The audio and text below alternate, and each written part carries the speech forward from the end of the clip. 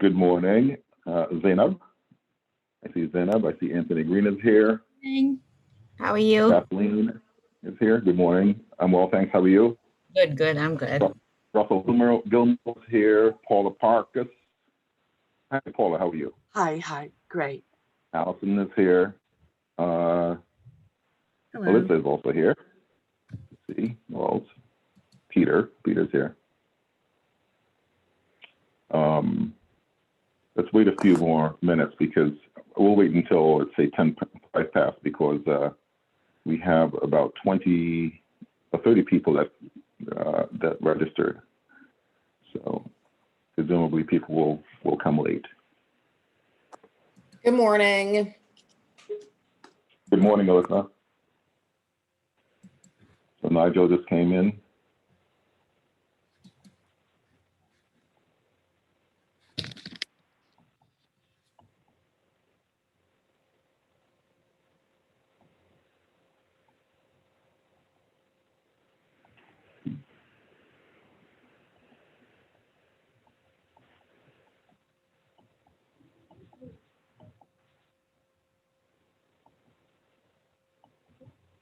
So Alex, I had a question.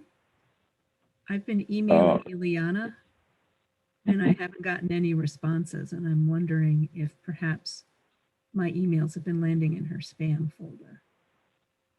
Well, you know, that's a strong probability because she typically is good at responding.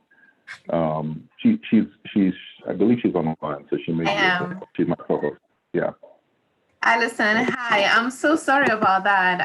I haven't seen anything come in, but I'll check my spam, which I tend to do. The first email was January 11th. 11. Okay, let me just do a quick. I think this was supposed to be scheduled for January, and then apparently it wasn't. So. Yeah, so what happened was our first module, we turned it into a two-part, two-session module just because we focused a lot on a SWOT analysis for those participants. So we to a two-session module. But I'm searching for your email right now, and I apologize about that. No, it's happening more and more with me, so I've learned to just ask the question. I am so sorry. I'm going to be changing my email in the next month or so. It's annoying on my end. It's not your fault. It's just frustrating. Yeah, so I do have your email. It did land on my spam. I'm really sorry about that. But yes, you are definitely in the correct session. This is the right one. Okay, thank you. No problem.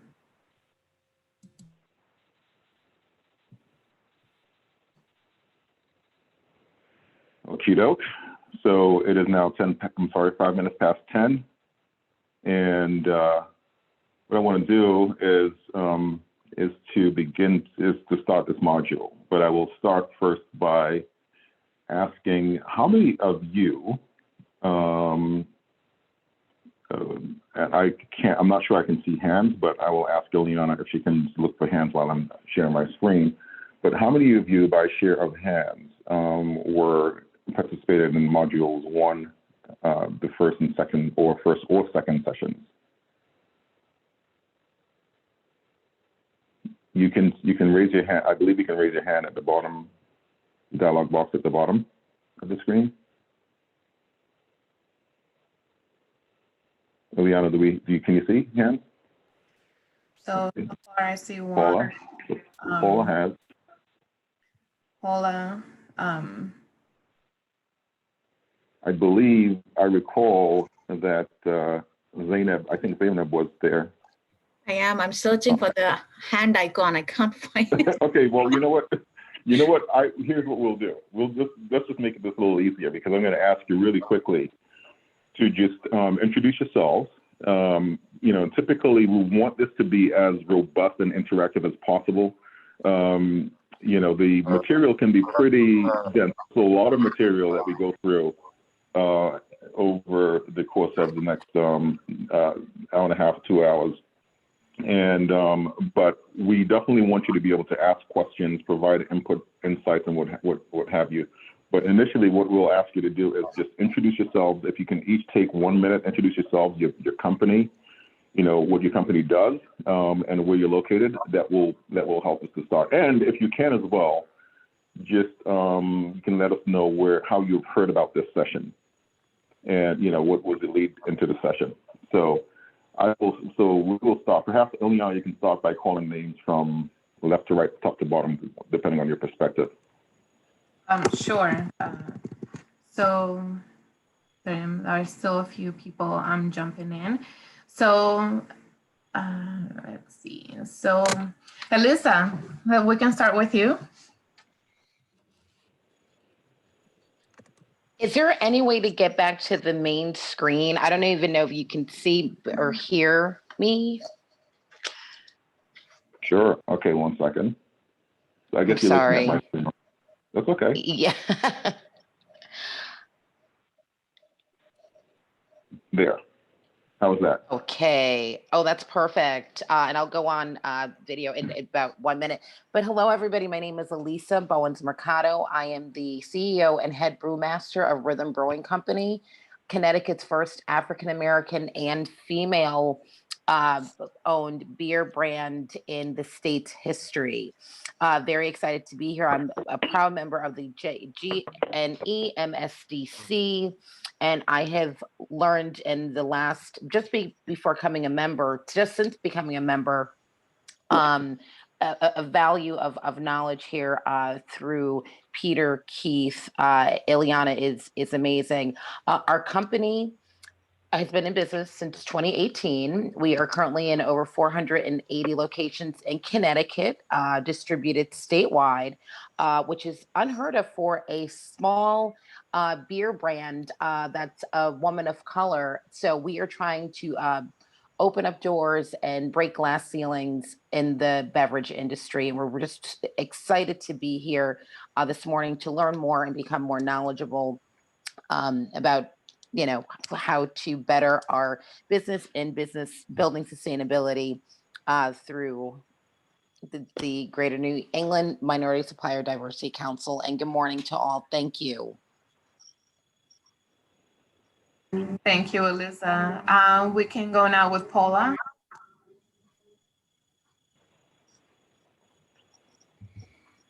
Hi, I'm Paula Parkis. Can you all hear me? Yes. Yes. I own Dance's Image. I've owned it for 35 years. I do not know how I found out about the course. Somebody sent me an email and it was really interesting.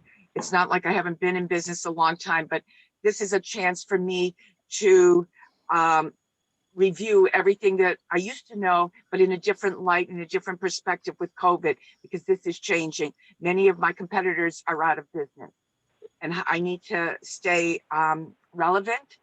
I'm of a certain age. I'm a lot older than a lot of you. And ageism is really alive and well.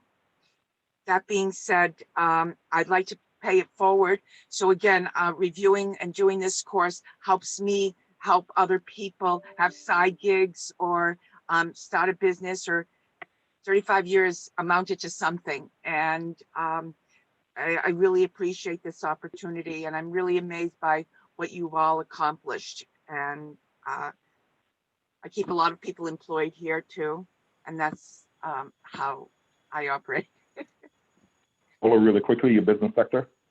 Oh, I'm so sorry. I'm in retail and I own Dance's Image in Newton. So I sell movement wear. So if you ballroom dance, tap, jazz, ballet, yoga, Pilates, any kind of movement, I have it.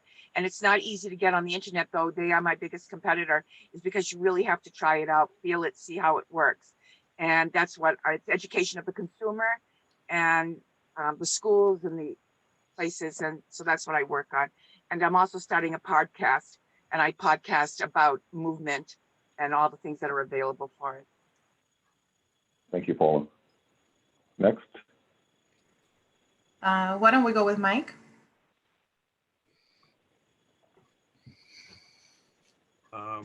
My name is Mike Zeno, and I am the CEO of a company, Visible Systems Corporation. We're based in Boston. We're, as the name implies, probably a software company. And our focus is on delivering a platform for small businesses and large businesses to essentially track the effectiveness of their projects. And by that, what we mean is to set up a project strategy, goals and objectives, and then be able to access real-time data that's relevant to the strategy, such that the businesses understand when to pivot in their strategy. And the way they understand that, of course, is that we allow to essentially join, if you will, aggregate data across disparate and distributed data sources, all of which, again, are being updated on a continual basis. And I've been involved in many of the small business webinars. So I got an email essentially, and that's how I know about this. But thank you. Thank you so much, Mike. Welcome. Thank you, Mike. Allison?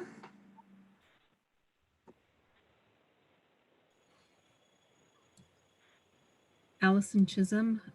My business is Choice Words, Chisholm and Company, and we're a marketing communications firm that I founded in Worcester, which is behind me, Old Worcester,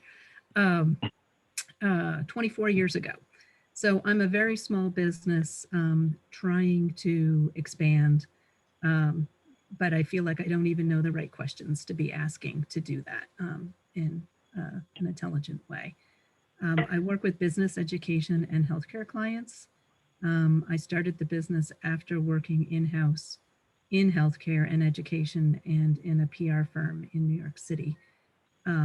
So what I'm trying to do is just get smarter about the whole process. I feel like I've been running it well, but not very officially for a long time. And I enjoy what I do, but I know I need to try and get it on a more professional track on the business side. I heard about it probably because I'm on the email list for Clark University's MSBDC emails, and I've done a number of their workshops there. But I hadn't realized this was actually part of the Kauffman Fast Track, which is something that I think I'd seen advertised through the Central Mass Women, whatever it's called, the women's group that's also part of the SBA. And they had decided not to offer it because there weren't enough people that signed up a couple years back. So I think I stumbled into something that I've actually been looking for a long time. So thank you. Oh, thank you. Thank you so much. Thank you, Allison. Anthony?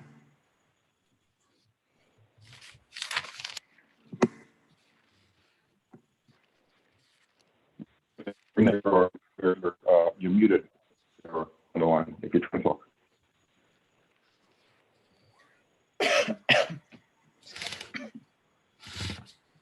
Anthony, are you there? Let's go to the next. Okay, Frank, and I'm sorry, yeah, Frank.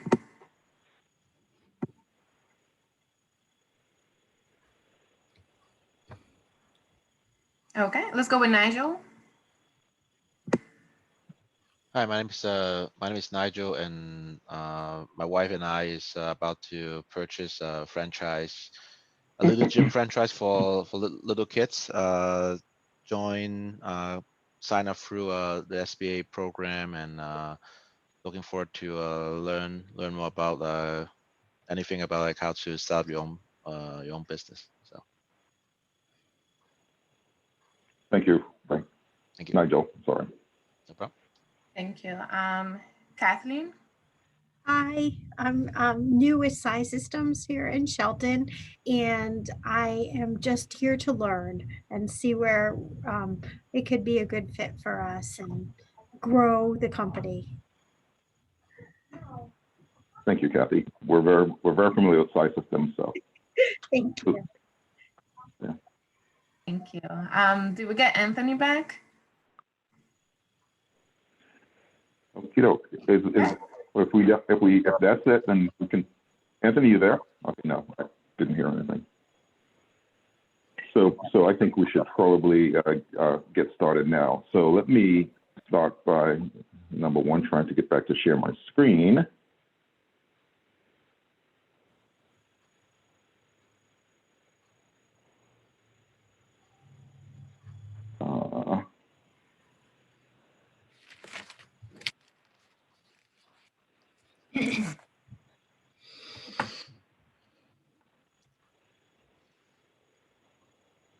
One quick second.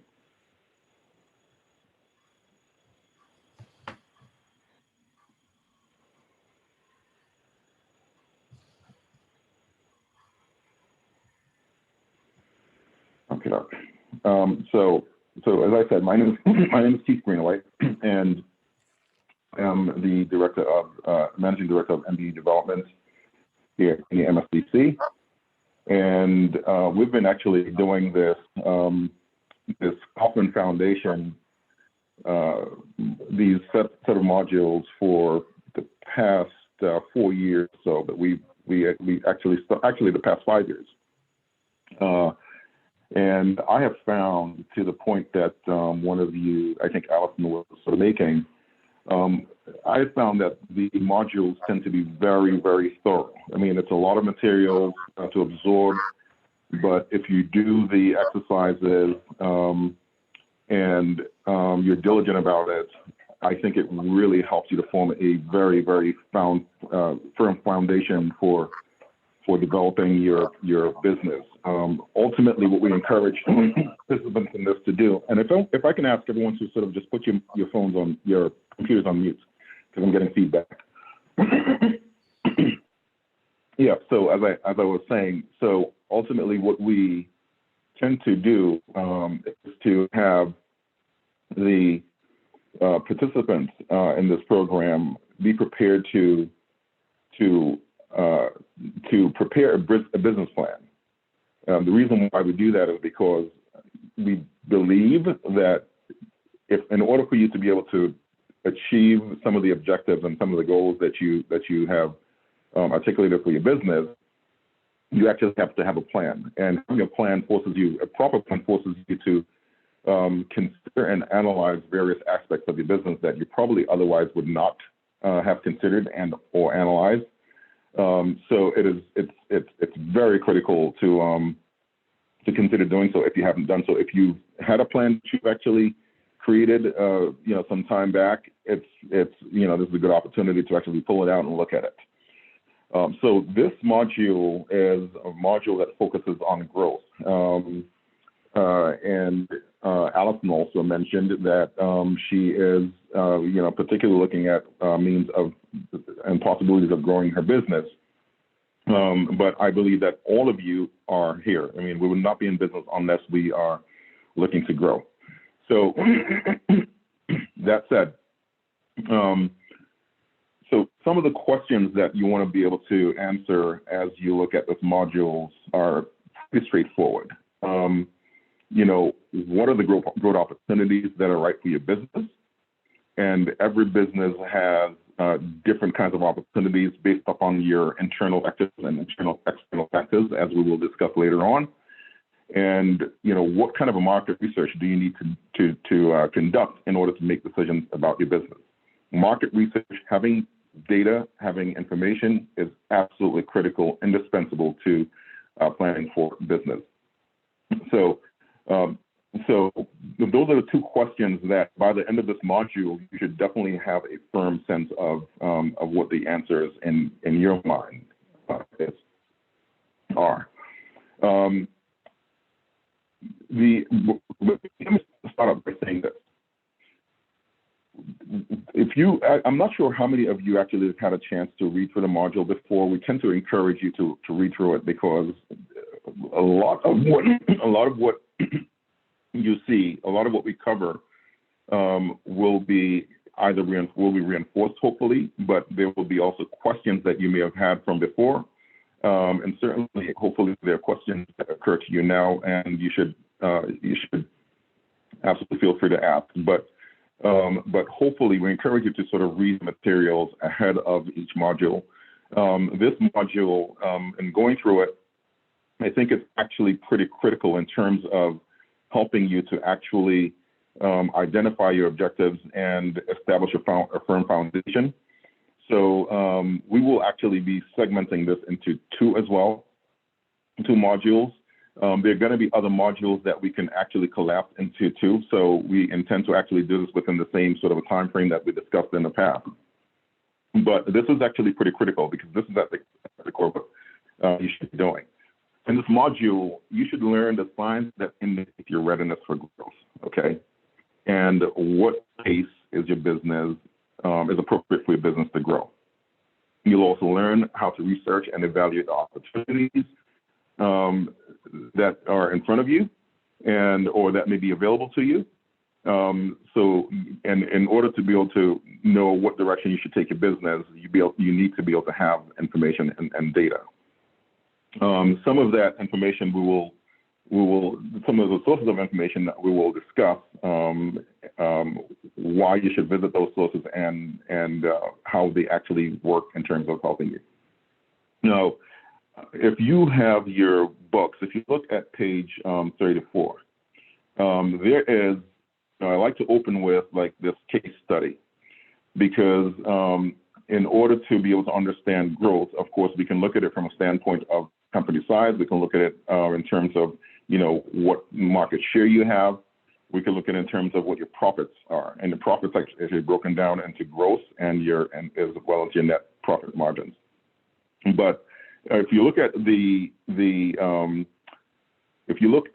exercise or the case study on page 34, which I'm actually going to read to you, and because I think it gives us a good sense of how we should be thinking about growth. Let's see. Let me go back here. Let me access it. Okay, so this is a case study about a company that was started by the Freese brothers. John Freese and his brother Mark owned WideMD. Their initial product was StreamMed patient education solution. A series of videos describing diagnosis, procedures, and treatment plans for airing in doctors' waiting rooms and examination rooms. The mission: to empower health professionals to improve patients' healthcare experience and reduce costs by making patient education more engaging, effective, and efficient to deliver. Their vision: to educate the masses.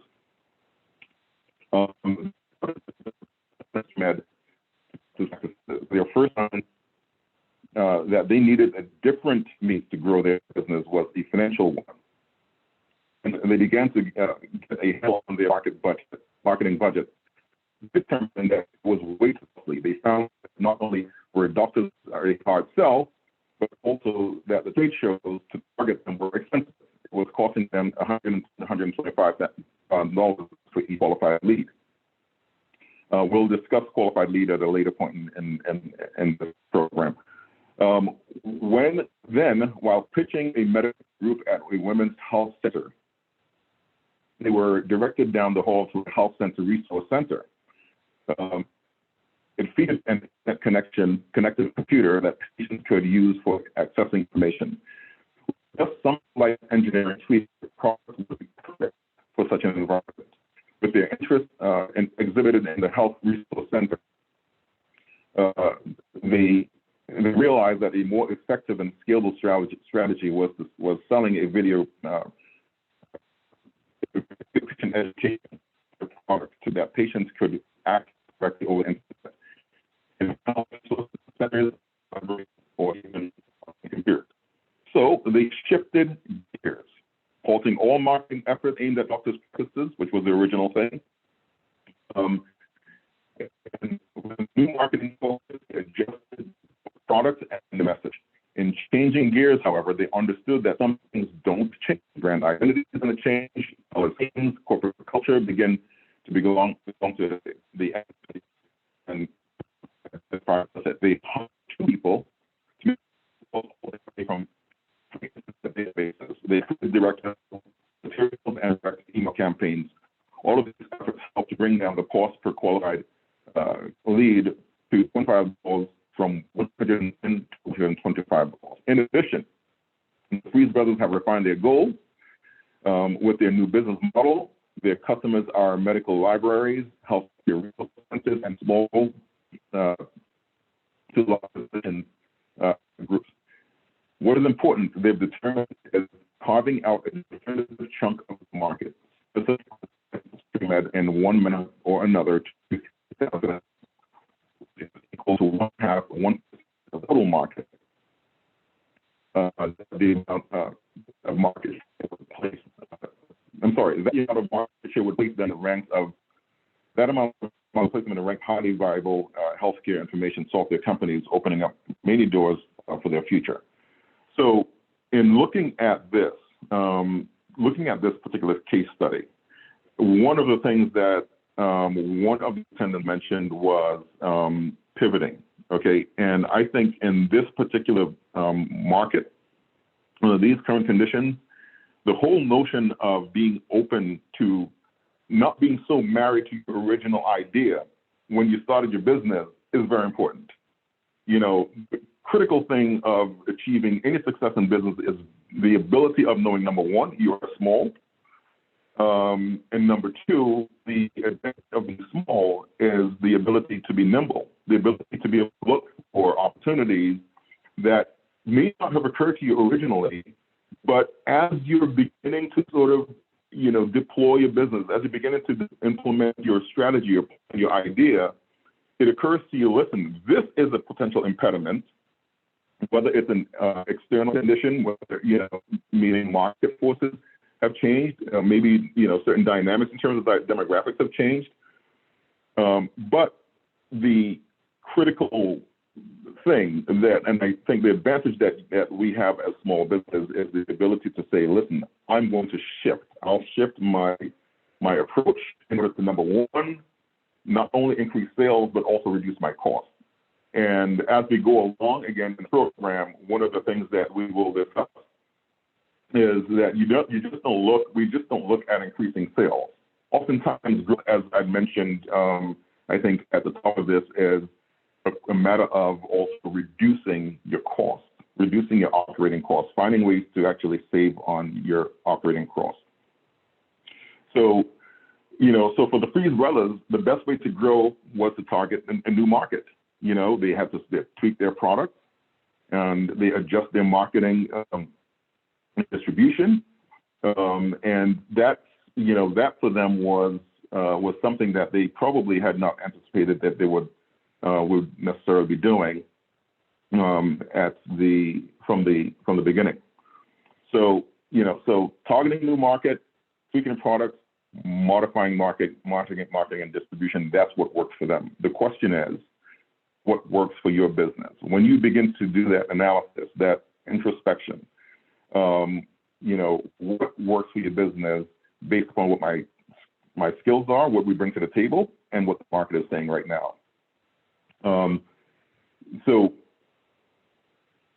vision, and so the process of growth analysis involves understanding your vision and goals, which was discussed in module 1. You have to keep that in mind because it serves as a backdrop for what you're doing. Sometimes, depending on circumstances, the vision and goals will themselves sometimes have to be tweaked. I mean, if you have like a catastrophic, like for instance, the pandemic of last year have caused a lot of companies to do things that are completely different to what they originally thought they'd be doing.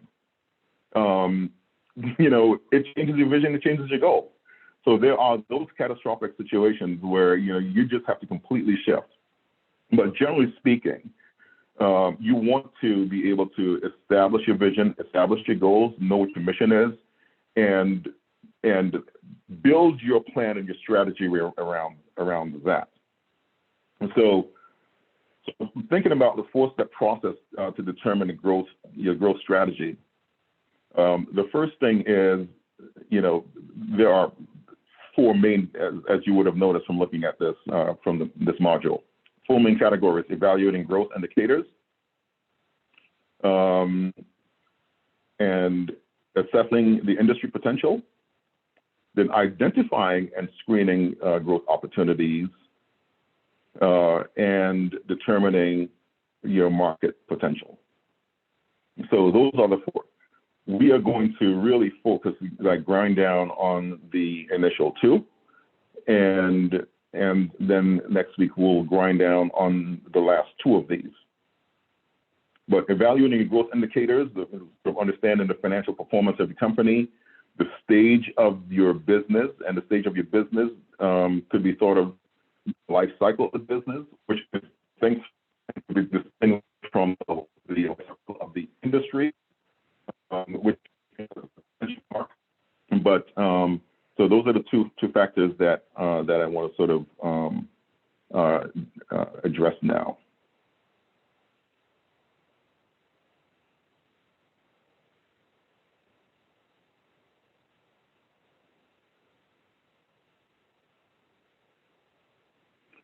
Okay, so in looking at the state, oops, I just lost my screen. One second.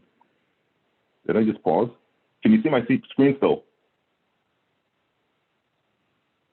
One second. Yes, we can. We can see your screen. Yeah, we can see. Okay. I lost my PowerPoint.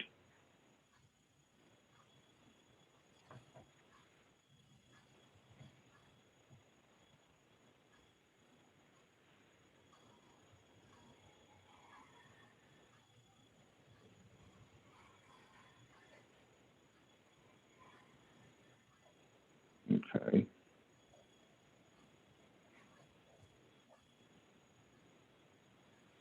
I've lost my PowerPoint. I can't see it on my side at all. Just give me a quick second.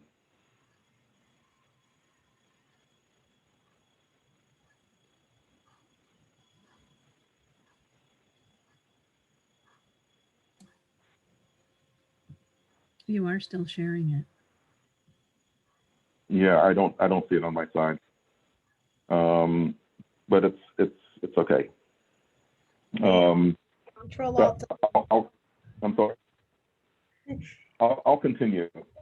And what I'll do is I'll use. Yeah, I'll continue. I for some reason I don't see it on my side, but I'll continue. Or you could try stop sharing and share again. Okay, let's try that. When in doubt, reboot. I don't have to do that.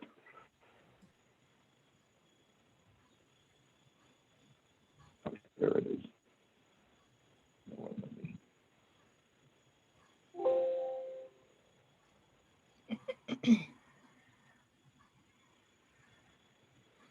Okay.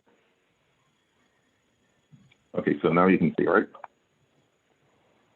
All right, so financing growth. You're not sharing So, now. I'm not. Okay. Let's go back. Can you see me? We can Are- see. are you able to We me? can see you. We just can't Okay. see your screen. Okay. Well, here's what I'll do. I'm going to just go through it myself, and I'll send you a copy. I'll send you the PowerPoint after. So unfortunately, you're going to have to look at my face. So financing for growth. So when you think about financing to help your business grow, which is what we're really referring to here, the first thing that we sort of imagine is, well, it costs money. It costs money to be able to acquire additional equipment. It costs money to be able to invest in added staff. And if we can just mute in, please. It costs money to be able to support a growing operation in general. So the question is, what are the sources of capital that we use to be able to, how do we source capital to fund growth? When you're talking about small businesses, this could be a really challenging issue, but at the same time, it is absolutely essential for small business to grow like it is for larger companies. But the way you want to think about sort of understanding what your capacity is, what the company's capacity is for growth, I'm going to use, what is for a lot of small business owners, a somewhat, intimidating word, two words, which is financial statements. You want to go to financial statements. You want to be able to be very disciplined about keeping track of what the company is doing in terms of its sales, in terms of its expenditures, its cost of doing business, in terms of its profits, both your gross and your net profits. And the only way that you do that is if you have a qualified person who's able to help you create financial statements for the business. Certainly you should have statements created every single year. Ideally, you would have financial statements, created on a monthly basis. Optimally, you would have them updated monthly. You kind of, because the thing about the financial statement is it allows you to be able to take a picture and be able to compare it against, let's say, the last period that you measured. And if it's 1 year over the next, it allows you to compare it against, of course, not only 1 year, but also, okay, so how do we do, this quarter versus this quarter of this year versus the same quarter of last year? So it's critical, but it is absolutely essential and indispensable for you to be able to understand what is our growth potential. And so financial statements, you use as a historical tool. It helps you, but it also helps you to be able to project into the future what you can potentially do. Okay, so when we're thinking about financial statements, in this particular case, when you're thinking about, okay, how do we use it as a tool to be able to measure what our internal ability is to grow, you're talking about what's called your profit and loss statement. Okay, and it's that statement that I said where you're determining, okay, this is my sale revenue, this is what it's costing us to do business, and this is what we're actually making. This is the cash that the company has. This is what our profits are. But importantly as well, you have to have a cash flow statement. You need to be able to know how the business is, what kind of a money the business actually, is able to, have back periodically after it pays its bills. And so that is a means for you to sort of understand how to go about determining your internal sources of capital. But one thing that you should also understand in doing this exercise and thinking about your financial statements and thinking about the cash that you have to grow your business, you want to think about the cash that you have from the standpoint of what do we have for reserves. Now, it is absolutely essential for every company to be able to have, capital reserves. And when we say capital reserves, what I mean is, okay, so what if we have a catastrophic event, such as, last year, or if last year didn't happen, but what if you have, oftentimes, small companies tend to have this unique problem of having one client that probably represents 70% of your sales. And what if that, there's new management and the new management decides to go with another company, a competitor? What happens? You lose that 70% of sales immediately. It's going to impact not only the top line, obviously, but also your bottom line in many respects. And certainly the top line and bottom line. But if you're sort of tracking what you're doing in terms of your, how the business is performing, then we don't so much worry about the margins. It'll be relative, hopefully. But if it's not, then that's a fact as well. But nevertheless, what do you do in a situation like that, an extremely sort of difficult situation where you're faced with a loss of a major part of your business suddenly? For survival, you have to have capital reserves, contingency reserves that to sustain the business, sustain yourself, be able to carry your employees. Typically you want to be able to have it for at least 3 months.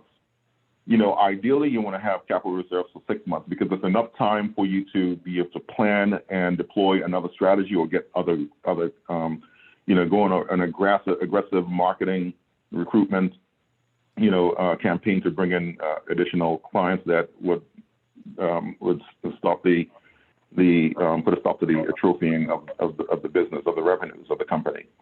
So when you're thinking about, okay, what sources of capital do we have to finance, you should be also measuring, okay, we have this amount of money, but capital reserves should be also, a priority. And then, so after you discount capital reserve, then that's, kind of know what you have for financing. Now, oftentimes and typically, small company will not have the internal resources to fund the kind of a growth that it needs to accomplish in order to be sustainable. That's usually the case. It's not always the case, but it usually is the case. Which is why you have entities such as the SBA, that guarantees loans. Hence, banks. You go to banks to be able to secure the funding for this. Now, as a side point, it's critical to understand, which is why it'll be good to have you all at more of these modules, because one factor is connected to another. We will talk about balance sheets, we will talk about P&L, we'll talk about financial statements later on. But from a standpoint of even understanding external sources of funding, as I began to talk about earlier, it's important to sort of understand that, there are only two. There are banks, okay? There are your traditional lenders. Well, there are actually three. There are banks and there are investors, okay? This particular chapter module talks about, just banks and investors, but there's also what we call friends and family financing as well. And that could include, that's a broad definition. It's not just, it could be just people who know your friends, who is part of your network, so to speak. But you're looking at banks primarily as a source of external funding. But this is to be considered solely in the event that your internal sources are inadequate to support your growth. If you can find internal sources, then you don't go to external sources such as a bank. Now, the question that arises when we're thinking about external sources to be able to fund our growth, you go to a bank, what do they want? I mean, it's a very, banks are typically difficult and they're typically invasive, personally invasive, in the process of actually obtaining money from them. They're requiring, banks tend to like to loan to people who actually don't need the capital. So if you don't have, a lot of assets that you can use to secure, it's going to be very difficult. And of course, then there's the question of, what's your credit rating? And then there's the issue of interest on loans. That's what they do. They charge interest on their money, which means that you have to calculate that, in terms of how it impacts your bottom line. How does it impact your money? How do we pay this back quickly so that we don't have this carried cost for an extensive period of time? That is an important calculation. But in order to be able to get to a bank, the profit and loss I mentioned earlier is absolutely critical, cash flow statements.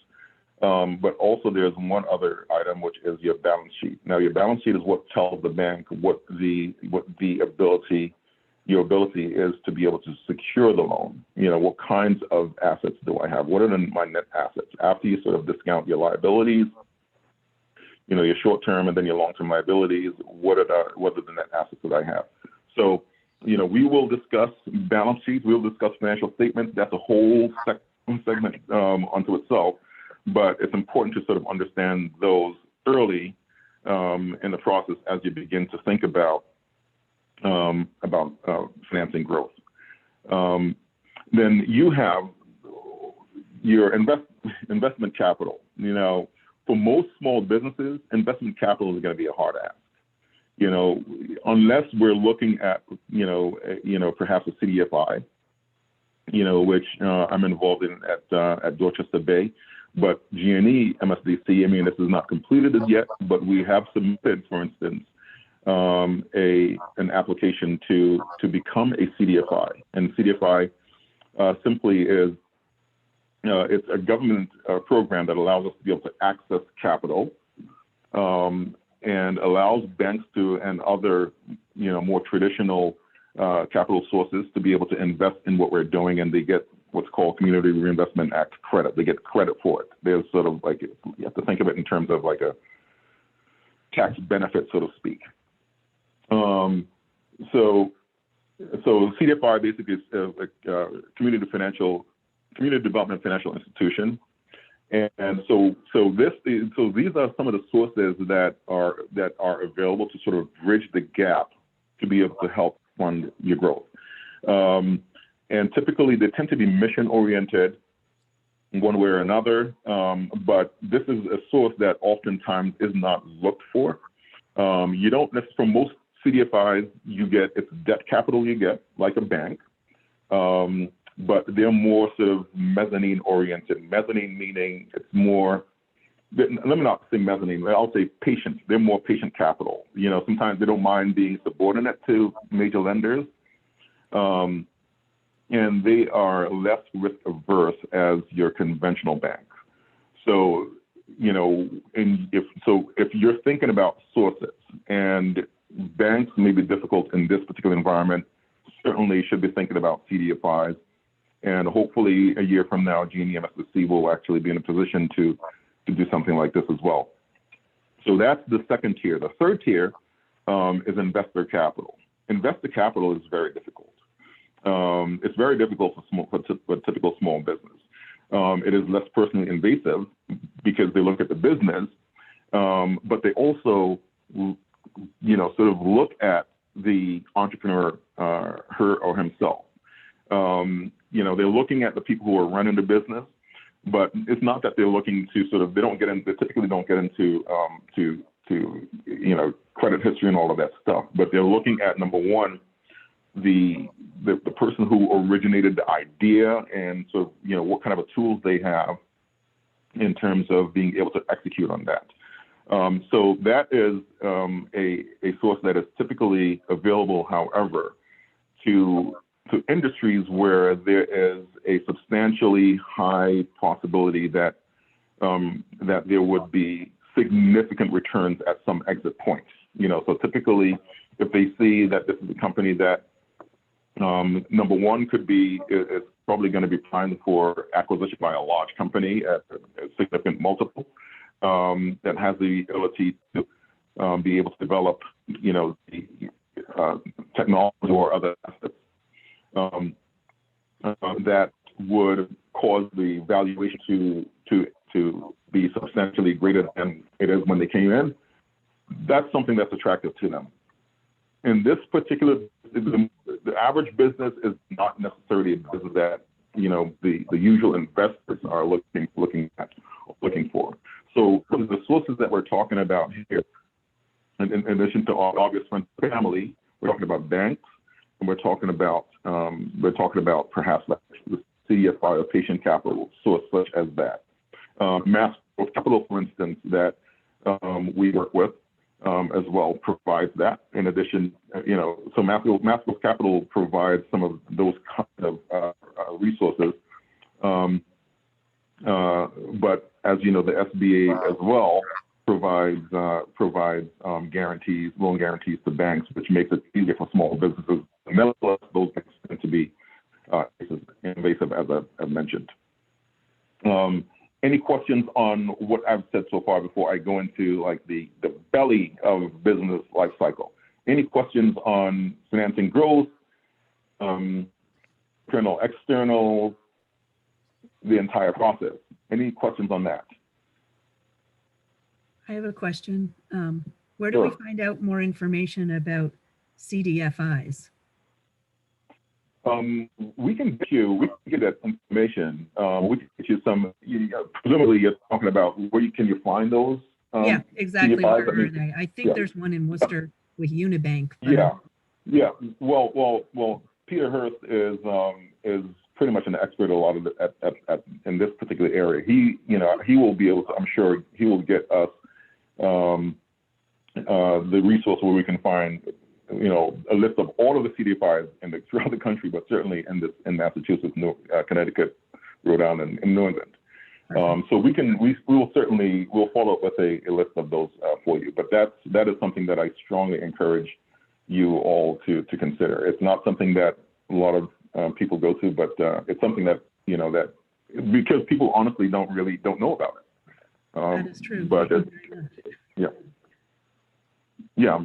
So, any other questions? Going once, twice. Okie doke. Then we're on to the business life cycle. So I've sort of tweaked the whole business life cycle, because I think it's worth looking at this through the lenses of how it lines up with your revenues and your profits at the end of the day. So I've really sort of like put it into like the 5 categories. The first being your launch. The book talks about the planning process as well as the startup, but that's sort of like the launch. Okay, so in the launch, each company begin your operation as a business, and usually by the launching new products or new services. But during this phase, you can expect your sales to be slow, but slowly and hopefully steadily, you will be increasing sales bit by bit. But certainly, you should expect it to be slow at your launch stage. In business, the business focuses on marketing to get your target consumer segments by advertising your comparative advantages and your value propositions. I believe most of you sort of had a pretty in-depth discussion in Module 1 about what your value propositions are. And if this is something that you sort of continue to want to be able to wrap your head around, you can feel free to follow up with us. We can actually have discussions about that. But in any case, as your revenue is low and initial startup costs are high, your business will be prone to incur losses in this phase. The launch phase is not necessarily a profit phase. It is launch. It is a sort of phase where you are going to probably see some losses. In fact, throughout the business life cycle, the profit cycle lags behind the sales cycle and creates a time delay between sales growth and growth. So when you begin to see your sales picking up, don't expect immediately your profits to actually follow that. There tends to be a lag, but this is not something to be discouraged about. It is something to be encouraged about. And if we think about what we said about tracking your financial statements and your performance, you can see some of these trends if you're doing it on if you're sort of tracking and you're creating statements frequently, with less and less intervals, you'll begin to see some of these trends. But what you have to think about is that the lag is important because it relates to the funding cycle. Okay, and the funding cycle is something again that we will discuss later on in this second module. But the cash flow, however, during the launch phase, the cash flow will all be together and the problem.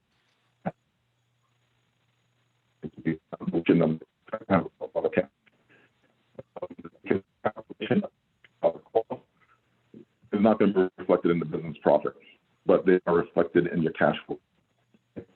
So, there's a lot of money that's going out the door.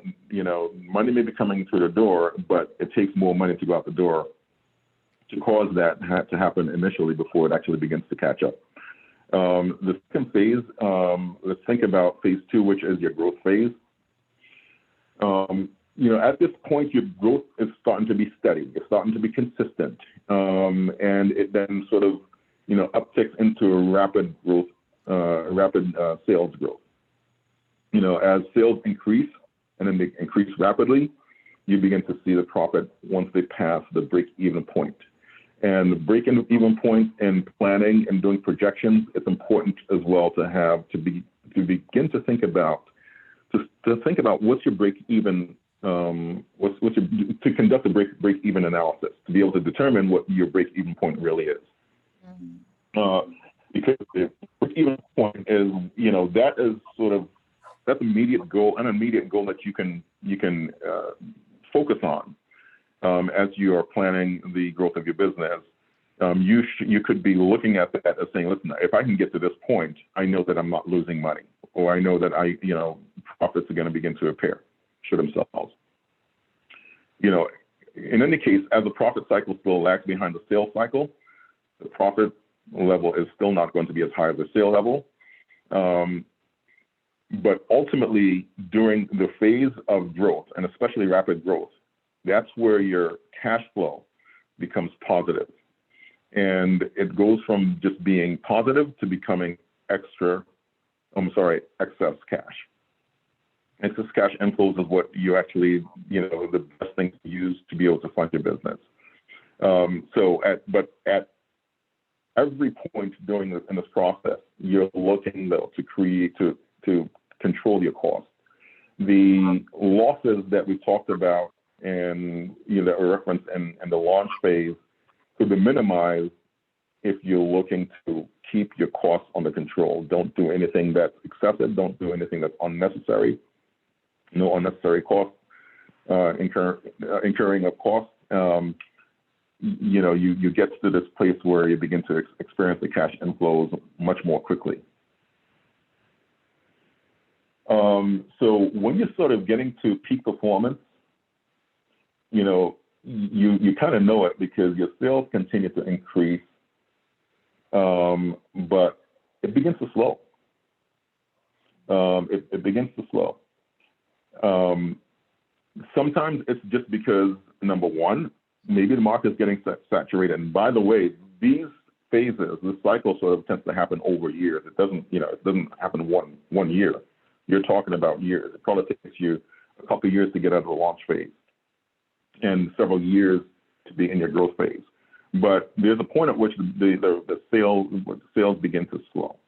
And when we look at, you're going to look at a flow chart in the section that actually talks about, how you can begin to think about, shifting your approach, when that begins to happen. But slowing sales typically reflect, number one, it could reflect market saturation. That assumes that you're being efficient in terms of your operation, that you have the right amount of sales representatives out there. But you could be looking at market saturation. You could be looking at competitors entering the marketplace. You may want to look at your pricing to see if it's still what it should be. But that's the peak. So sales begin to slow, and that's when you begin to think about, okay, so what kinds of strategies are we going to have to adopt to prepare for hopefully another growth phase.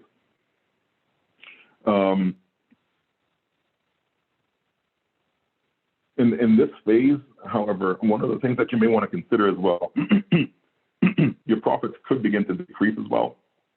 Your profits could begin to decrease. So that's something that you want to be able to keep your eye on that. So in your maturity phase, when the business matures, the sales begin to slow to the point of decreasing. So that slowdown becomes dramatic. Your profit margins become thinner. Your cash flow may stay relatively stagnant, but because there is a lag, you have invested a lot of capital early on, and that capital that you invest is coming back. It's lagging behind sales. So you may experience cash flow. It may be relatively stagnant, but your margins are going to thin, and your sales are going to decrease. So as you approach maturity, your major capital spending is largely the business. Your cash generation is higher than the profit on the income statement. So, and I've seen this with one particular company that I've actually worked with. And during COVID, and I'm not sure how many of you actually seen this, but as the sales begin to really slow down, you're not using employees the same way that you have, but you have invoices that are still being paid. So cash is coming back. So your cash is coming back. There is a certain amount of cash that you have that you hopefully can use to position yourself at that place of maturity. So I think the key when you're experiencing something like this is to make sure that your costs, your expenditures are if you're experiencing a sustained period of slowdown, of decrease, that your expenditures have to fall off in order for you to be able to have the cash that's coming back to you to position yourself at some point. The objective ultimately is to extend your business life cycle by reinventing the company, by investing in new ideas, perhaps new technologies, by perhaps looking at new markets. So that's what you should be thinking about as you begin to experience a maturity or a dramatic slowdown, as many companies have in the past.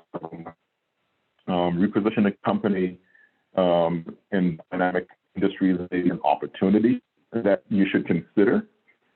Again, thinking about not being married to the original idea that if the market itself becomes saturated, and if that's like just an organic situation, or if it becomes obsolete, you don't have to go down with the ship. Think about, okay, what are some new dynamic industries that we can think about? And then, when you're talking of that final stage of decline, it's pretty substantial. It's pretty dramatic. The sales, the profit, the cash flow, they all decline. It's a significant drop. And during that phase, companies should accept that the failure to extend your business or life cycle by adapting to the new changing business environment, that's potentially fatal. Okay, that's a reality. Just accepting the fact that this sector or this segment is, we need to shift. We need to completely change because ultimately there is no competitive advantage. There is no rationale for being in business. So those are like the segmentations of the market that one should really consider. And when you look at the book, there are some exercises. Going to the Kaufman Foundation book, there are some exercises here that you should do to sort of understand. Okay, so where am I? What's my business life cycle? Where am I in the process? Now that is to be distinguished from your industry cycle, from the industry cycle, which again will be the focus of other markets in this program. You can use those as benchmarks. You can use company performances as benchmarks as well. But you kind of want to know what your business life cycle is, and you also want to be able to keep an eye on what the industry life cycle is. Because both will affect ultimately the performance of the business. So I just want to, for a quick moment, just reflect on the flow chart that you will find on page 36, the growth analysis map. The growth analysis map. This is something that one has to consider as they begin to think about, where they're headed, what the growth is, and what the reality is from the data that I'm receiving. So when you evaluate the growth, you look at your financial performance, you look at your stage of business, then you assess your industry potential. Again, the size and growth, the profitability, and trends we'll discuss shortly. You then look at and identify and screen growth opportunities. Now, when you're thinking about, as I was talking about, when your market goes into decline, and you just know, listen, this segment no longer exists. There's something that's happened in the marketplace that's obsolete, or if you think, well, maybe it's something that's specific to our company. One of the things that you want to think about are, you look at the market penetration, the market extension, the line expansion, new business development, opportunities. In the last half of this book, okay, it gives you exercises to determine how you should be thinking about each of these categories. How you should be thinking about whether or not you should be, what your current product or service should be sold to the current market. Should you sell more products or services to the current target markets? In market expansion, should you use branding to sell current products and services to new target markets? In line expansion, should you be tweaking? Should you use branding to sell new products and services to current target markets? And in new business development, should you use branding to sell products and services to new markets? And then there are other opportunities: franchising, licensing, strategic partnerships, distributors, acquisitions, so on and so forth, which we will get into at a later point in time. So ultimately, you want to be able to determine your market potential. That's what this exercise is about. What's your ability to compete, the duration of opportunity, the growth potential, the risks, and the rewards. So when you're looking at your business, when you're assessing where it is now and what the growth opportunities are, part of doing that is it's marrying evaluating your company with evaluating, which is number one, with evaluating and assessing your industry potential, which is number two here. So that said, I'm going to go to assessing industry potential. But before I go to assessing industry potential, does anybody have any particular respect to, or any observations that you've made with respect to your company, your business, how it has COVID affected, has the pandemic affected it? Do you think that there is going to be a need to shift the business, shift the way you're doing things based on what you've seen, you've experienced over the past year? Does anyone have any sort of insight or thoughts to share on that? Keith, this is Elisa, Rhythm Brewing Yep. Company. First of all, thank you so much. You were basically walking me through what our company is going through right now and what we have gone through and what we're projected to go through.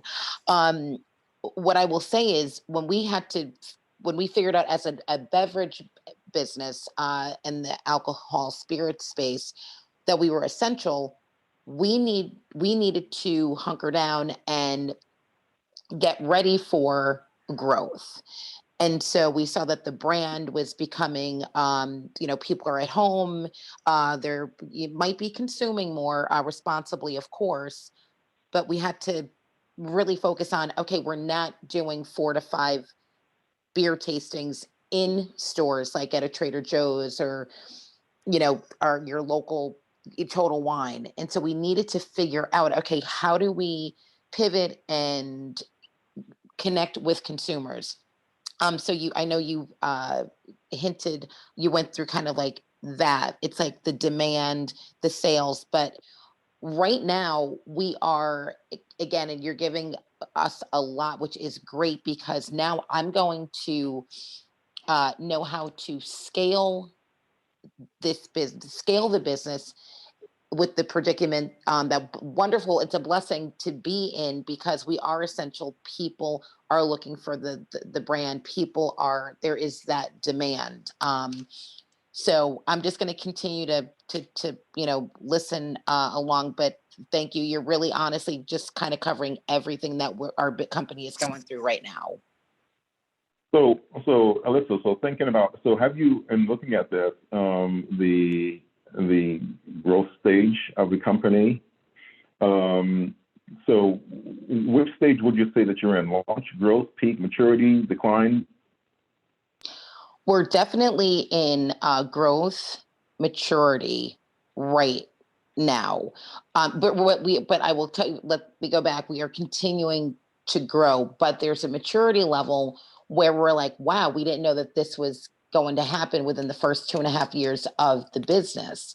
But because there is a demand for diversity and inclusion in especially in the beer space in the country, we now have gone from launch to growth to now, okay, yeah, we've got to get our hands on, we're maturing, we're growing older, we're getting, older, the baby's getting older, but it's growing up fast. If I can give you any kind of analogy. So just to sort of like, help others thinking about this. So prior to the events of the past year, has there been a change in how you're thinking about growing your business, how you're thinking about financing the growth of your business, then versus now? And I will just say, within the context of doing so, we have internal resources, as I mentioned, using the cash from the business, to external, using other resources. So how have you thought about going to financing for the business? We had to sit down and really determine how the scaling process through financing was going to happen. But then we had to make sure that we had projections and we were equipped, to get there financially, because when there is that demand, you need to have the supply, but you can't have the supply without having the finances or the resources in place. And so that's why we are, working with your team. It's been incredible because we have an opportunity to peak and mature significantly, but we have to have all of those tools to follow, the company. Thank you so much, Alyssa. Anybody else wants to share their experience with the company and any challenges in terms of growing and financing growth, over the past, let's say, year or so? It's Paula. I'm at the other end. I have a mature business and it's inventory intensive. And the thing that is, I don't know where I'm going to, well, I know how to move forward, but the problem is what parameters am I going to use? I can't use 2020. I mean, March 13th, we closed. We're not essential. We didn't open to June. And then in the summertime, nothing was happening. Nobody could really move because no one goes to gyms or they couldn't congregate. Massachusetts we're at 25% capacity. So now how do I move forward into a new year? People want to go back to movement, to dance. Maybe it'll be this summer. Maybe it'll be in September. But we lost a lot. I mean, we're down 80%. This was $1 million business. When I looked at the bottom number at the end of December 31st, went home to cry. I did what you said though. We lost half our store, so our rent went down quite a bit. We changed in our electric bill or our heating bill, but other things had to increase, like anything to do with the internet, and we pivoted around in a bit and increased our presence with social media, did a lot of webinars and things like that, meant buying cameras and other things. But we're still now back to inventory, which can kill a business. And we are living off our inventory now, which is good. And we're trying to set aside money when we have to go do a buy. But the pressure from manufacturers who are also dying, please order right away. Here's a discount by February 28th. February 28th, I don't know what we're doing May or June. It's a very tough problem for an inventory business. Well, this is, and I was going to actually mention this at the top of this program, but, not everybody had gotten on as yet, but this is an optimum time to say to you, Paula, as well as everyone else on this call. One of the things that we do is we provide assistance with your PPP applications, your payroll protection program applications, as well as your loan forgiveness. So that is a source of capital that if you have a payroll, you could qualify for, and there's a phase 2. So if that's something that that you need assistance with, certainly reach out to us. That's an added external source. Yes, Paula, you seem. I already did phase 1, phase 2. I did EDIL.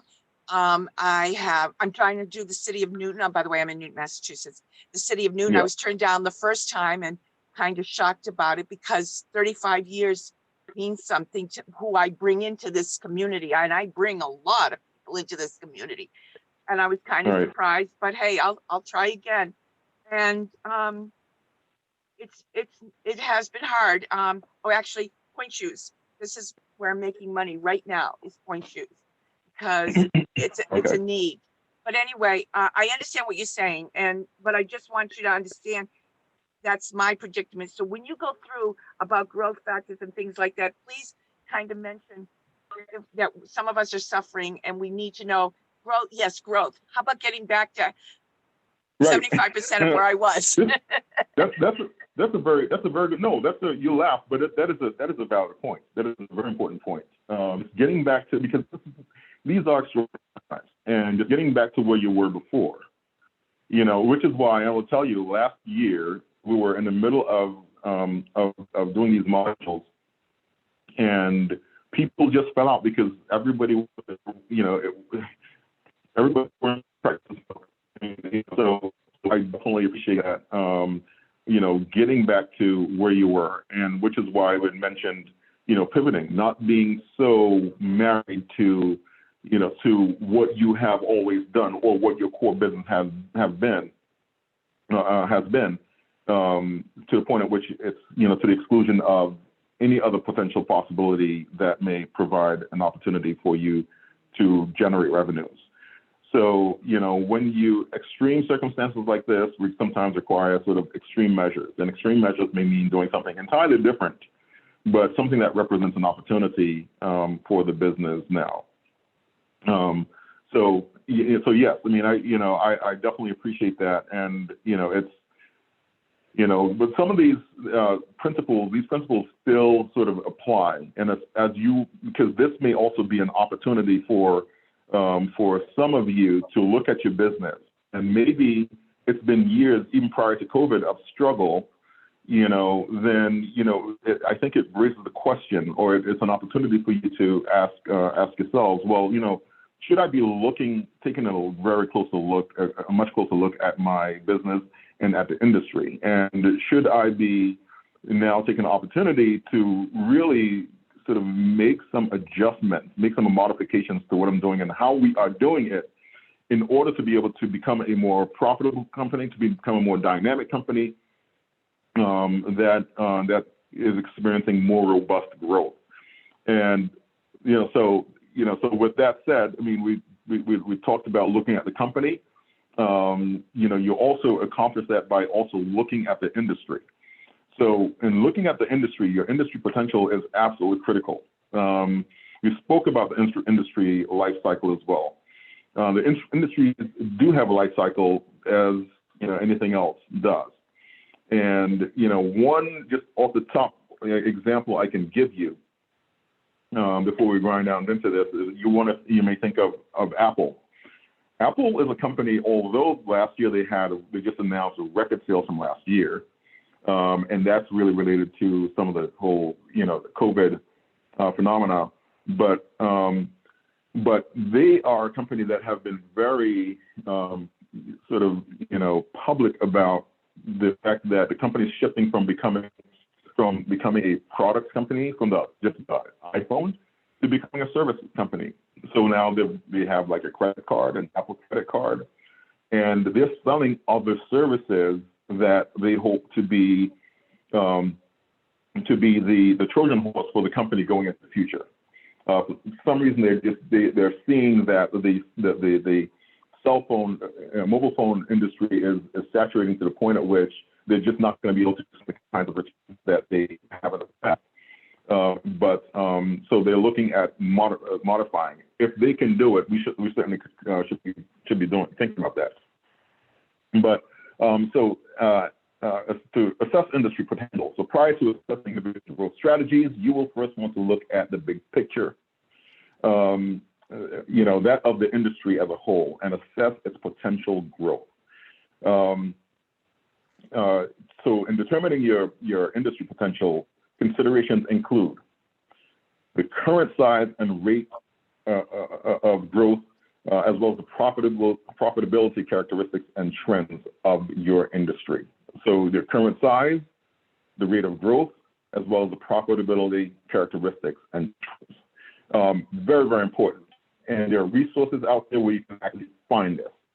Not to mention, and I'll go into specifics later, but not to mention there are industry trade journals that provide some of this information, but also done on Bradstreet is another pretty good source for some stuff, as well as there are others which we'll mention later on. So talking about this, focusing for a minute on the size and growth of the market, of your industry, this can help you sort of place it in its proper context. Am I in the right industry? Is it big enough? Is it growing at a nice enough clip? If you are in a market that is that's growing at 2% a year, you're in trouble, because presumably we assume that we sort of calculate 3% for inflation. That's a benchmark that you want to outpace. If you're in an industry that's growing 4 or 5%, great. If you're talking about 6 or 7%, excellent. That is, really, really strong growth. You want to be able to make sure that you are in an industry that is actually going in for growth at least over the next 5 to 10 years. And it has to grow, I think, at a minimum of 3% you want to be looking at.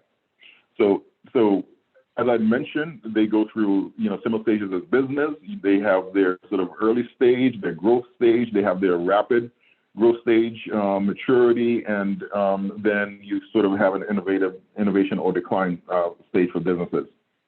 So in thinking about the potential, your place in the industry and your ability to compete, there are essential questions that you want to ask yourself. How many companies similar to my business exist nationally, regionally, and locally? How many companies exist that are similar to my business? And how does the current size of the industry compare to historical figures from 5 or 10 years ago? So is it expanding? Is it retracting? So you want to, as I said, be really thinking about this. Are sales growing? Are they growing? Are they declining? What are the total dollars spent or the total units consumed by buyers nationally, regionally, and locally? Now, for companies that national and regional sort of gives you an idea. Nationally gives you an idea of what's going on generally in more general terms.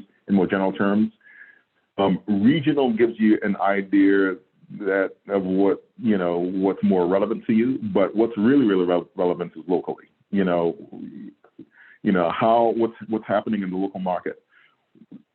Certain factors that are applicable in in certain markets, certain regional markets, or certain other local markets are not necessarily applicable where you are. You know, so for instance, sciences and healthcare is in Massachusetts. It's relevant everywhere, but life sciences is not an industry that's necessarily, you know, sort of supported or provides opportunities in every single state.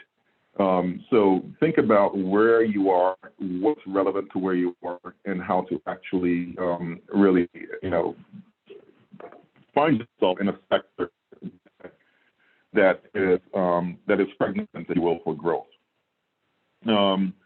So the answers to these questions can help you determine the future prospects. Examining the industry history and current status reveals a great deal about the stability opportunities in your industry, and stability is absolutely critical in terms of planning 5 years from now, in terms of planning 10 years from now.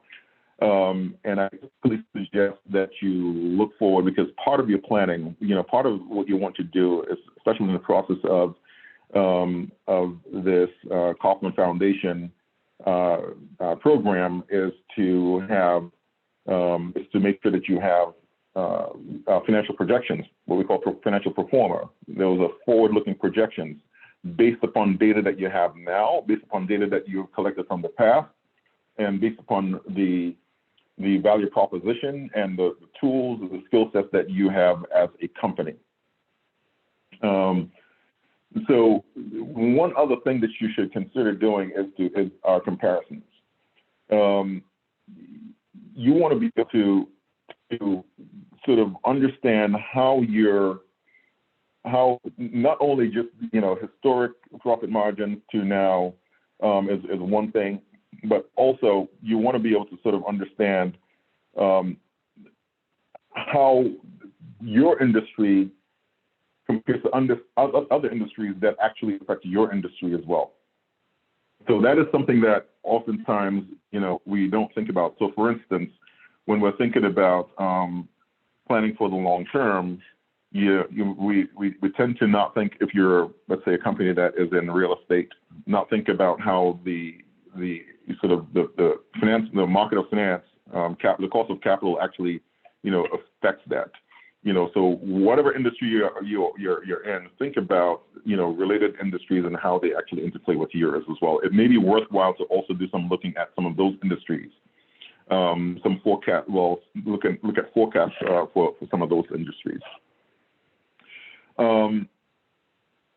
So I think a critical thing to sort of keep in mind is, in a non-expanding market, growth of market share is the only strategy to increase sales and profits. So if you're in one of these markets where you're growing by, you know, 1%, 2%, the way for your company to grow and survive in the short term is to grow and expand the market share.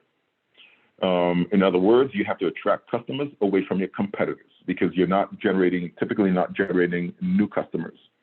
And the importance of this, I think, you know, goes to the fact that it's really about survival now, and that is a strategy that can be applied immediately, but that is not a strategy that can sustain the company long term. You know, so if the market is not expanding, yes, you can use some tools now to actually sort of help yourself, help the company, but ultimately it's not going to be a strategy that you should build on over the long term. So if the market is in decline, or if it's stagnated, you certainly should be thinking, okay, how can we shift? So profitability. Okay, so looking at your profit margin, the profit margins that are typical in your industries this is useful. It's useful because it helps you to assess what your business's potential is to actually make money, but it's also useful because it allows you to be able to, again, what we say, benchmark, to be able to say, oh, okay, so the industry profit margin, let's say it's 17%, but my profit margin is 10%. And that's an analysis that should be a red flag for you, which is why it's critical to use some of these as tools. It's a red flag because if you are substantially, you know, performing beneath the benchmark of your industry, in these areas, it means that you're probably spending too much in some area. Your costs are probably too high. There's something, it tells you that there is something that's wrong. You're not being competitive with your competitors. So, what are the industry standards for gross margins and net profit margin percentages? That's a question that you should absolutely know. You should have the answer to that question. And what factors affect gross margin and your net profit margin? Your net profits those are analyses that you should actually have. What are the factors in our industry that affect our gross margin? Make sure that those factors, your factors, what you're doing lines up with that. So moving on now to trends and changes. My next slide.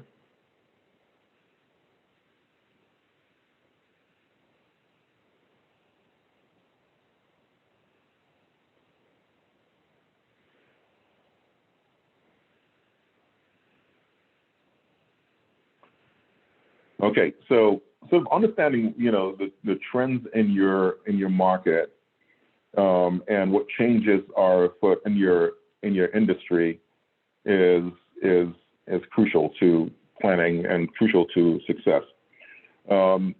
Marketplace changes. If there have been dramatic changes in the past, very likely that they will continue over time. And they will affect the way that you conduct your business. It will affect choices that your customer may make. They will affect, buying behaviors of your customers, whether it's for products or services. Trends and these kinds of shifts are critical sort of, barometers, if you will. One of the examples that have been given in the book, where they talked about internet and wireless computing. Business may be virtual and on the other side of the world allows us to be on the other side of the world from each other. So even like right now, I think that it happens to be my opinion that the pandemic that has ushered in, or I should say has accelerated our use of video conferencing, of webcasting, is something that probably is going to be, a change in the long term, for, generally speaking. I believe that meetings will probably take place remotely. So what does that affect?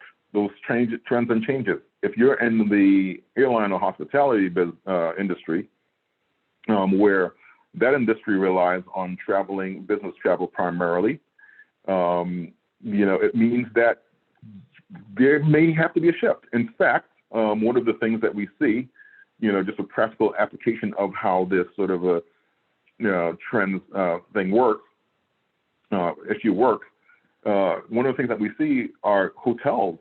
Hotels are closing not only just because of the pandemic now, but I think a lot of them are probably seeing, and investors tend to be very sort of disciplined about these things. They pay attention to these things. They sort of, forecast what's going to happen in the future, and they sort of decide now, okay, am I going to sort of, am I going to cut my losses now, or am I going to carry this through? Although all of the indicators are pointing in a particular direction. So you have to use trends and changes that you have seen, that you experience now, that you have seen in the past. You look at those trend lines, and if they're pointing in a direction that's disfavorable to you and your business, then the decisions have to be made in order to be able to protect your business or protect, perhaps protect your investment. And so trends and changes, understanding those that are specific to your industry, can help you plan and help you predict the future. So some of the things that you may sort of think about when you think about trends and changes, you have to think about seasonality, economic fluctuations, changing customer demographics, and changing customer psychographics. So those are some of the other factors that you look at when you are thinking about, planning and using trends and changes as a tool plan for your business's future. So with that said, are there any questions before we go on to identify and screen growth opportunities?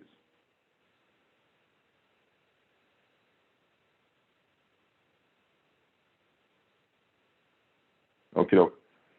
So let's talk about how do we sort of identify growth opportunities, and how do we know that, you know, what looks like a growth opportunity is truly an opportunity for the company.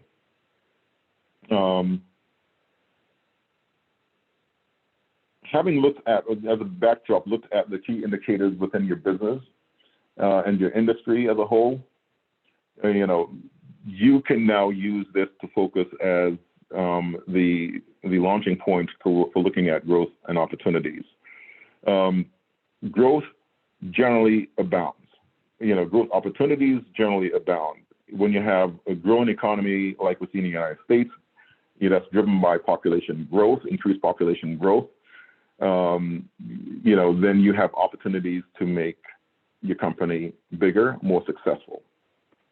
But the question is, those opportunities are not necessarily the case for every single sector.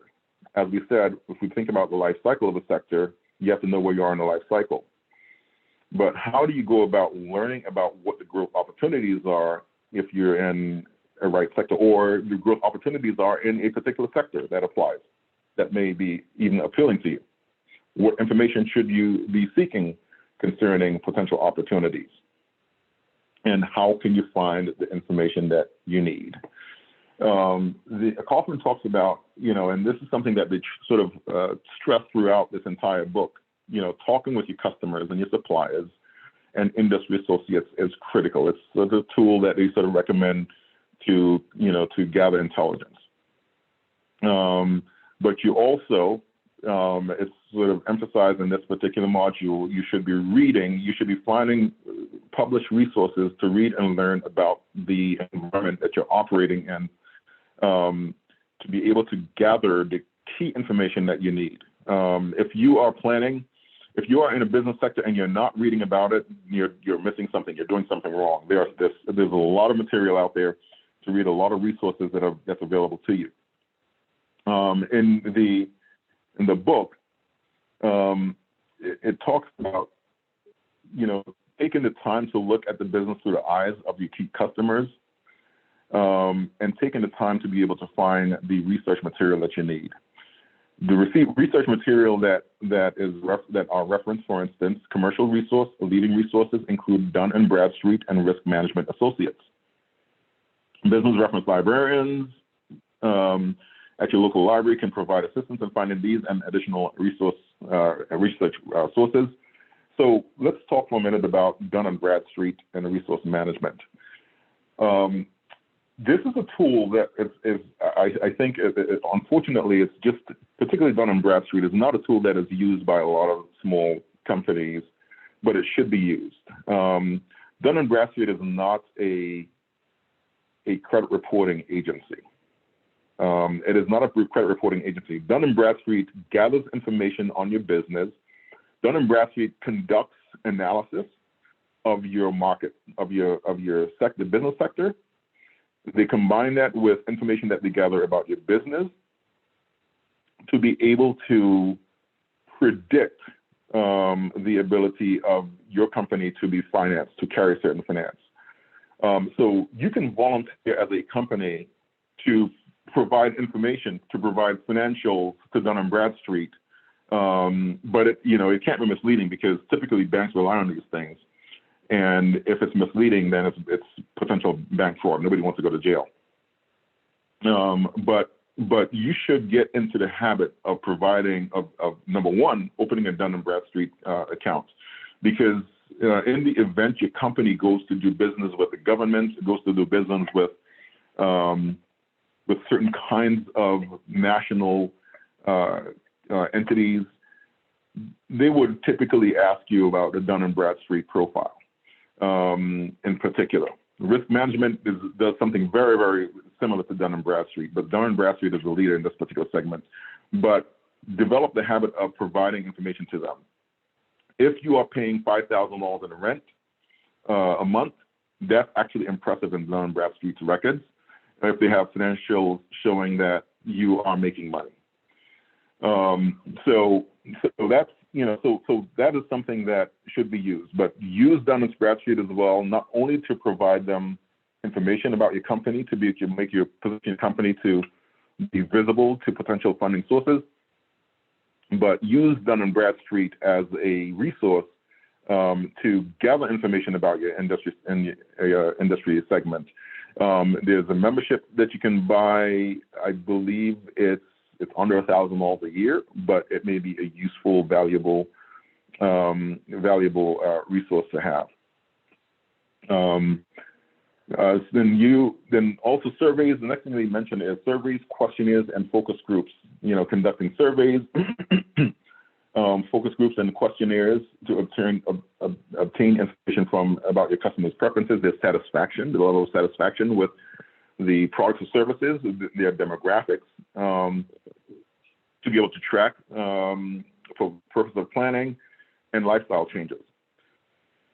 So in this actually provides, towards the end of this chapter, I believe, you know, a lot more information with respect to some of the, you know, research resources that you can look, and certainly about, they also provide information about how you can prepare those surveys, those questionnaires, and the focus groups. Trade resources, as we mentioned earlier, you should be scanning your trade journals. You know, you can do searches on the internet, obviously. 10 trade shows back in the days. I don't know how that looks again in the future. Perhaps a lot of that is online. Certainly, a lot has moved online. But if you're serious about number one, developing your business and planning for the long term, I think it's important to be able to make, and you know, Kaufman is suggesting that it's important to be able to make those connections. Trade resources, absolutely critical, indispensable in doing so. Connecting with other companies, critical in doing stuff. One never knows when there's a strategic opportunity that could may become available to you, by dint of the fact that you are in the stream of knowledge and you're connected with other companies in your sector. Then it talks about scouring the marketplace to find products and services already in circulation, and to ask industry people, customers, and suppliers about present possible rivals. And then the last thing for now on this is paying attention to demographic changes. You know, your population statistics, you know, change dramatically, changes rapidly today. So looking at, you know, who the age group is, what age group is, who people are in that age group. Just recently, I was reading a treatise, something that really elaborated on the fact that the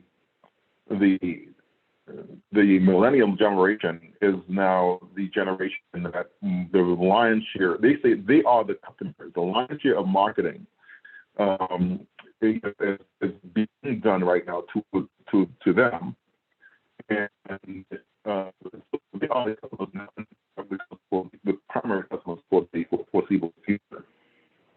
So, you know, is your business sort of being tweaked to make sure that it reaches these segments? Now, there are some business sectors that simply is going to be irrelevant to them. If you're in something, you know, that you know, retirement business, generally speaking, millennials are not the ones, although they could be the ones making decisions. You never know.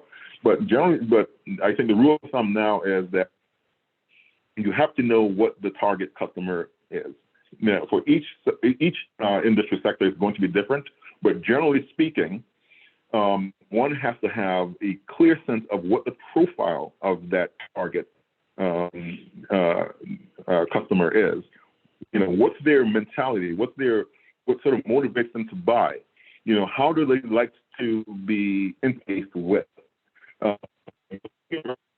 To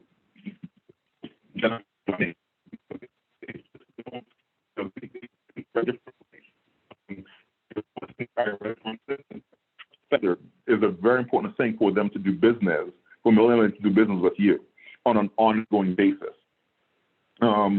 You know, it used to be that when we, until maybe about 2 or 3 years ago, 2 years ago, Peter used to wear a tie and a suit every single day. And I used to say to him, millennials, you know, the new thing is to not do that, because people, you know, there's an issue. People don't trust you. They think that you're part of the establishment, and people don't trust the establishment. That is a reality. It also translates into your business and what you're doing. So you're making sure that you're reaching them where they are. You know, you don't want to go extreme and dress exactly the way they dress. Some of them dress, but you know, you want to sort of present your company and interface in a way that reaches your target group. You know, your target group. That's absolutely critical. Which is why, for instance, as well, old school law firms used to be, you know, suit and tie and white shoes. You know, now they do it differently because they're dealing with their you know, CEOs are different. You know, they are the Zuckerbergs of the world. And even Jeff Bezos has sort of changed his way of interfacing because of that. So you think about, as well as the leader in your company, how am I interfacing with the partners, the people that I need to make this business successful? You know, so you definitely want to think about not having that be a barrier. So thinking beyond research, and many times opportunities occur because entrepreneurs engage in activities that stretch beyond traditional ideas of research. Entrepreneurs have their eyes and ears open for trends and changes that might present an opportunity for them and their businesses. Having your eyes and ears open constantly, following the news, for instance, reading newspapers. It's not research, it's just something that you may do for pleasure, but there are going to be certain indicators that you may be able to observe and extract from that you can probably even research more to gather information about in terms of what's happening in the marketplace, what's happening in your sector. The following are additional behaviors that can help you identify opportunities. And I'm going to sort of, you know, go through these. And this will be sort of where we're stopping. I'll stop for questions.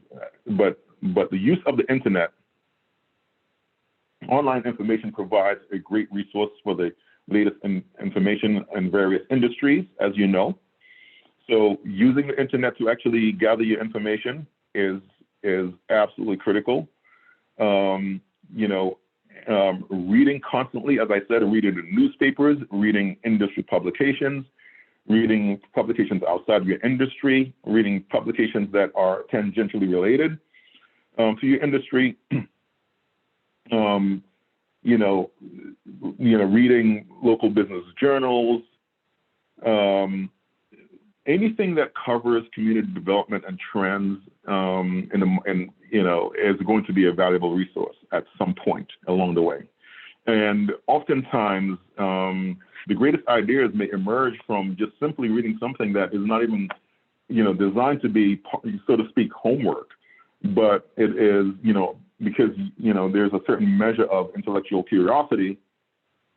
You are reading and you're catching on to certain things. There are certain themes that you will notice after a while, after, you know, sort of observing what's going on around you. So reading constantly is critical. Tuning into your environment is absolutely critical. You know, watching the media, the internet, the professional journals for recurring themes, as I mentioned, for emerging trends that may lead to new products and services. You will notice across the board that there will be, that they're just these things, you know, something about this line is appearing, you know, in all of these different resources, or all of the, you know, these sort of diversified media, you know, outlets. And it may sort of clue you into certain opportunities that may be available that you hadn't considered before. So tuning into your environment is absolutely critical. In conjunction with constant reading, those are very, very important tools. And then lastly, your personal network. Before I talked about the importance of perhaps joining some sort of an industry organization and attending industry or trade, trade workshops, so to speak. This is important because networking is important. Being able to know not only your competitors, but also suppliers and also customers, and to have the full ecosystem of contact in your sector is absolutely critical. Knowing people in every aspect is indispensable to the future life of your business. So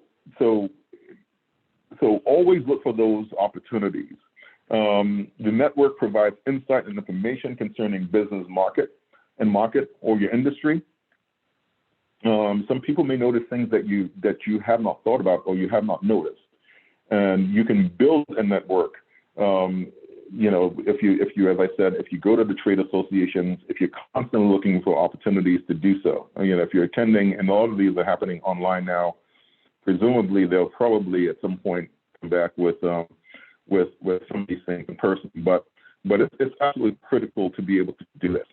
And it's also critical to be able to establish relationships with professionals that can provide services and insight in your industry, because oftentimes they have contacts, like accounting attorneys, bankers, contacts within your network that will be useful to you and your company at some point. So consider, establishing, sort of being deliberate, being intentional about developing your network.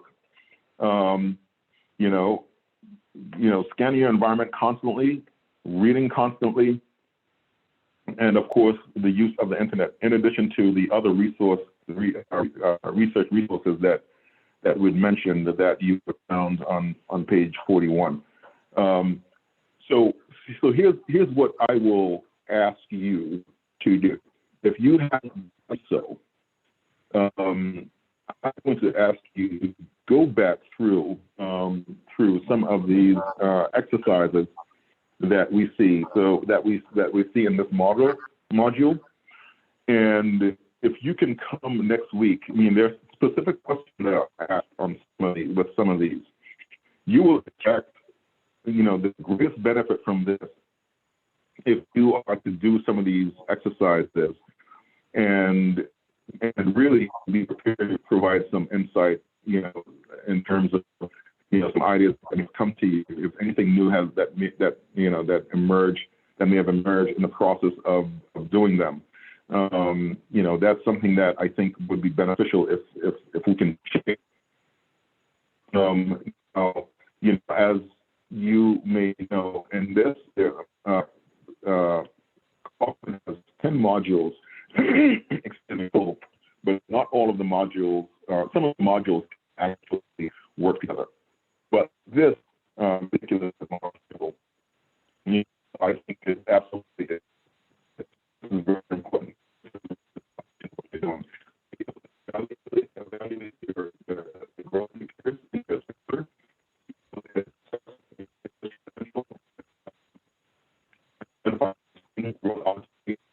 This is really, really critical in terms of planning now, because as I mentioned, the reason why I say this, as I mentioned, there is no time like now for you to rethink your business. And all of us, even if we're doing well, should be rethinking our business. How can we do this better? How can we be more relevant for the future?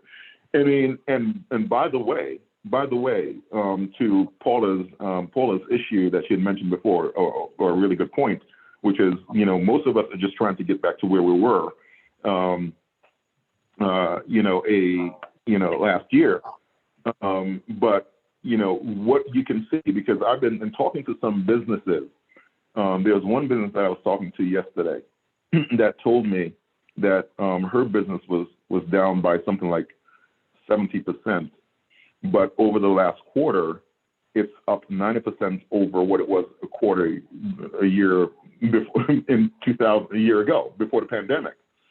So I think that we may see a rubber band effect once this pandemic, once the vaccines become ubiquitous. And now that they're talking about, at least AstraZeneca, there's an article I read this morning that said that, it not only prevents you from getting the COVID, but it reduces transmission, your ability to transmit, by 67%. That's really positive news. So we could be looking at a situation where, 7 months from now, 8 months from now, there could be a real comeback. And oftentimes, there's no time like planning for that kind of a comeback at a time that you don't need it. That you feel as though, okay, it's not necessarily the most relevant thing, but it is absolutely invaluable to do it. Do it now. So I will beseech you to look at this. If you can next week come with the exercises done, the questions that are asked, answered, we can have I think a discussion that reinforces, and then we can grind down further into identifying screening opportunities and determining market potential in a way that is going to be really meaningful. But this is probably the cornerstone of what you're going to, one of the cornerstones, I should say, of what you're going to be doing in terms of rebuilding your business. And with that, I will open it up for questions and or comments. And just keep in mind, as I said before, that if anyone needs any assistance with PPP or otherwise, or have any questions in terms of follow-up with this, I'm available. You can email me, and I'm available to walk you through some of this stuff as well while you're doing that. But I'll open up the floor now for questions or comments. We have a couple minutes. Thank you, Alex. First of all, thank you so much for explaining how the business works with all these parameters that you mentioned for sustain and growth. What I found is that my business, Accelerate Touchstone Consulting, before pandemic, is a staffing company, but it was primarily focused in IT side, where we engage talents to opportunities in various industries. But it was very competitive and very challenged to infiltrate that market. During pandemic time, it's the market saturated. So I was doing a research on this, and I found that mostly in pharmaceutical and healthcare industry, there are opportunities to grow them. Of course, again, it's kind of, how do I say, even though I navigated in every kind of direction to market or leverage my business, I always find it very challenging to reach the decision makers or company like myself. Even I provide everything with capabilities and everything, they always brush it over because they always feel like they'd rather use whatever the internal resources they have. So my question is over here is that, how do I reach out to them? Or how, because I recall there's one point you said that try to reach the market where there's no other competitors are coming, or try to understand where more you can go. But I find it's always there, whoever I try to reach out to, there's always that what is it I'm missing? Okay, so that's a very good question, and this is a recurring problem for most small companies, and especially MBEs, and presumably WBEs as well. So I think one of the things that we tell our small diverse companies at NMSDC, Genie MSDC, is that just don't look at the major corporations. Look at mid-market companies with whom you can connect fairly easily to like decision makers and sell there.